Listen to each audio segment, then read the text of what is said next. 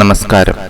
എല്ലാ പ്രിയപ്പെട്ട പ്രേക്ഷകർക്കും സമൃദ്ധി യൂട്യൂബ് ചാനലിന്റെ പുതിയൊരു അധ്യായത്തിലേക്ക് സ്വാഗതം. 2026 ഏപ്രിൽ 15-ാം തീയതിയോടെ എത്തുന്ന വിഷു നമുക്ക് വെറുമൊരു ആഘോഷമോ അല്ലെങ്കിൽ പുതുവർഷ ആരംഭമോ അല്ല, മറിച്ച് ഇനി പരാമർശിക്കപ്പെടുന്ന 9 നക്ഷത്ര ജാതകരായിട്ടുള്ള വ്യക്തികളുടെ ജീവിതം തന്നെ മാറ്റിമറിക്കാൻ പോകുന്ന, അല്ലെങ്കിൽ അവർക്ക് സർവ്വ ഐശ്വര്യങ്ങളും സിദ്ധിക്കുന്ന ഒരു മഹാഭാഗ്യത്തിന്റെ തുടക്കമായാണ് തെളിയുന്നത്. ഇത്ര നാളുമുള്ള നമ്മളുടെ ജീവിതത്തിൽ നിങ്ങളെ അലട്ടിയിരുന്ന കടബാധ്യതകളും ദാരിദ്ര്യവും സർവ്വവിധ കാര്യതടസ്സങ്ങളും കഷ്ടപ്പാടുകളും ഒക്കെ മാറി കോടീശ്വര യോഗത്തിന്റെ നാളുകൾ തന്നെയാണ് എല്ലാ രീതിയിലും ഇവർക്ക് വന്നു ചേരുക. വിഷു എന്നത് സമ്പൽ സമൃദ്ധിയുടെ ഉത്സവമാണ്, വിളവെടുപ്പിന്റെ ഉത്സവമാണ്.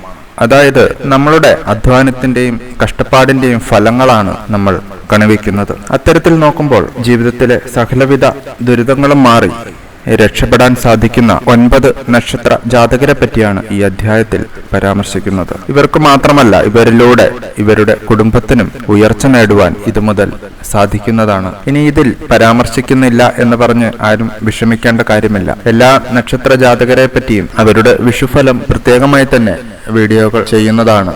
അപ്പോൾ താല്പര്യമുള്ളവർ ചാനലൊന്ന് സബ്സ്ക്രൈബ് ചെയ്തു വെക്കുക. വീഡിയോ ഇഷ്ടമായെങ്കിൽ ലൈക്ക് ചെയ്യുക. അഭിപ്രായങ്ങളും നിർദ്ദേശങ്ങളും കമന്റായി രേഖപ്പെടുത്തുക. വീഡിയോ ഉപകാരപ്രദമായെന്ന് തോന്നുമെങ്കിൽ മറ്റുള്ളവർക്ക് കൂടി ഒന്ന് ഷെയർ ചെയ്തു കൊടുക്കുക.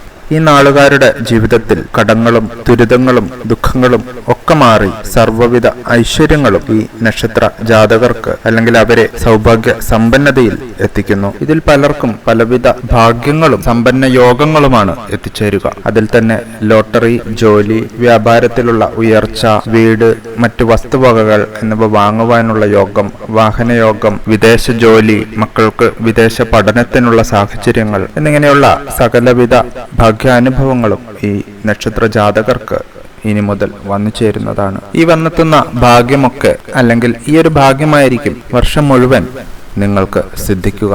ഈ വന്നു ചേരുന്ന ഭാഗ്യത്തെ അതേപടി നിലനിർത്തുവാൻ ഈ നാളുകാരൊക്കെ കഴിയുമെങ്കിൽ തലേ ദിവസം മത്സ്യമാംസാദികൾ കഴിക്കാതെ ക്ഷേത്രത്തിൽ ദർശനം നടത്തി ഒരു അർച്ചനയെങ്കിലും കഴിപ്പിക്കുക. നിങ്ങളുടെ ജീവിതത്തിലെ സകലവിധ ദുരിത ദുഃഖങ്ങൾക്കും പരിഹാരമുണ്ടാവുകയും സർവ്വ ഐശ്വര്യത്തിന്റെ ഒരു വർഷക്കാലമായിരിക്കും പിന്നീട് നിങ്ങളുടെ ജീവിതത്തിൽ അനുഭവപ്പെടുക.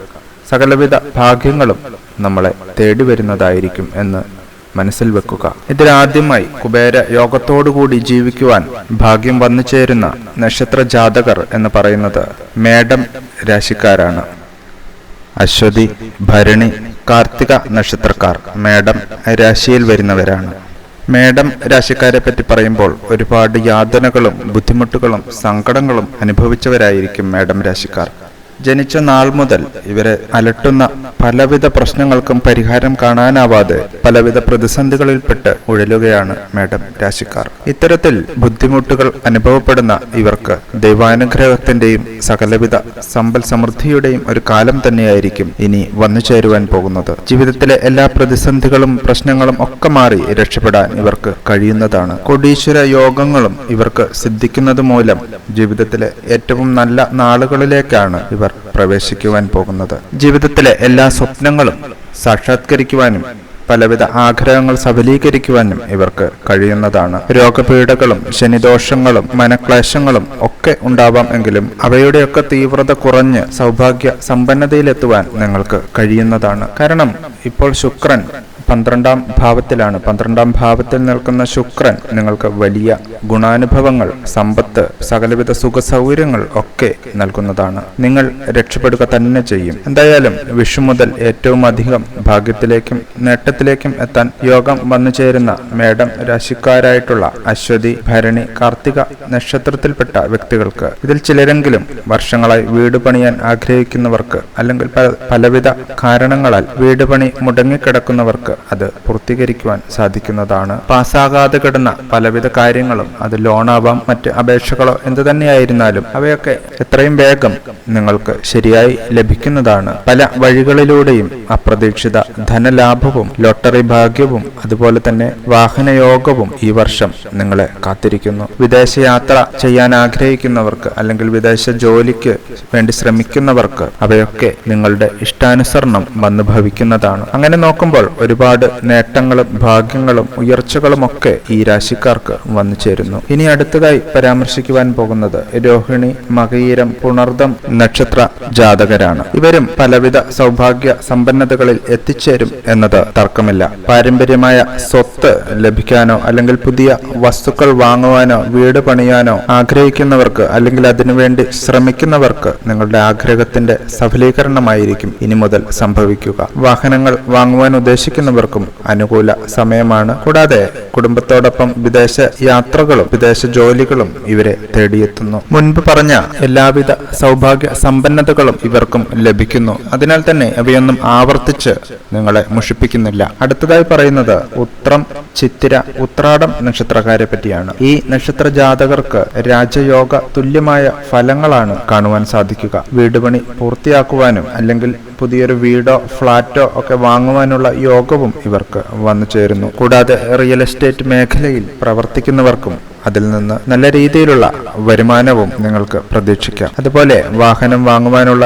യോഗവും വന്നു ചേരുന്നതാണ്. ആരോഗ്യത്തിന്റെ കാര്യത്തിലും അതുപോലെ വിദേശ യാത്രയ്ക്കുള്ള യോഗവും കാണുന്നുണ്ട്. എല്ലാ രീതിയിലും സൗഭാഗ്യ സമ്പന്നതയിലെത്താൻ ഇവർക്ക് കഴിയുന്നതാണ്. വിദേശ രാജ്യങ്ങളുമായുള്ള വ്യാപാര ബന്ധത്തിൽ ഏർപ്പെടുന്നവർക്കും വലിയ ലാഭങ്ങൾ ലഭിക്കും. ഈ ഭാഗ്യങ്ങളൊക്കെ നമ്മളുടെ കൈകളിലേക്ക് വരുമ്പോൾ അവയൊക്കെ നമുക്ക് നിലനിർത്തുവാൻ കൂടി കഴിയണം. അല്ലാതെ മറ്റൊരു തരത്തിൽ പറഞ്ഞാൽ എനിക്ക് അല്ലെങ്കിൽ എന്റെ രാശിക്ക് ഭാഗ്യമുണ്ട് എന്ന് ജ്യോത്സ്യൻ പറഞ്ഞു, അതിനാൽ ഞാനൊന്നും ചെയ്യണ്ട, എനിക്ക് എല്ലാം വന്നു ചേർന്നോളും എന്നുള്ള മിഥ്യാധാരണകളൊക്കെ മാറ്റി ഈ വന്നു ചേരുന്ന ഭാഗ്യത്തെയും അല്ലെങ്കിൽ ഇവ നമുക്ക് നിലനിർത്തുവാൻ ആവശ്യമായ കാര്യങ്ങൾ കൂടി നമ്മൾ ചെയ്യേണ്ടതുണ്ട്. ഈ 9 നക്ഷത്ര ജാതകരും വിഷുദിനത്തിൽ കണി കണ്ടു കഴിഞ്ഞാൽ ക്ഷേത്ര ദർശനം നടത്തി ഒരു അർച്ചനയെങ്കിലും നടത്തുക. സാമ്പത്തിക അഭിവൃദ്ധിക്കും ധനനേട്ടങ്ങൾക്കുമായി മഹാലക്ഷ്മി സ്തോത്രം ജപിക്കുക. പക്ഷിമൃഗാദികൾക്ക് ഭക്ഷണവും വെള്ളവും നൽകുന്നതും നിങ്ങളുടെ ഭാഗ്യത്തെ ഇരട്ടിയാക്കും. കടബാധ്യതകൾ തീർക്കുവാനായി കിട്ടുന്ന പണം കൃത്യമായി വിനിയോഗിക്കേണ്ടതുണ്ട്. അവയെ മോശപ്പെട്ട കാര്യങ്ങൾക്ക്, മദ്യപാനം പോലുള്ള കാര്യങ്ങൾക്കായി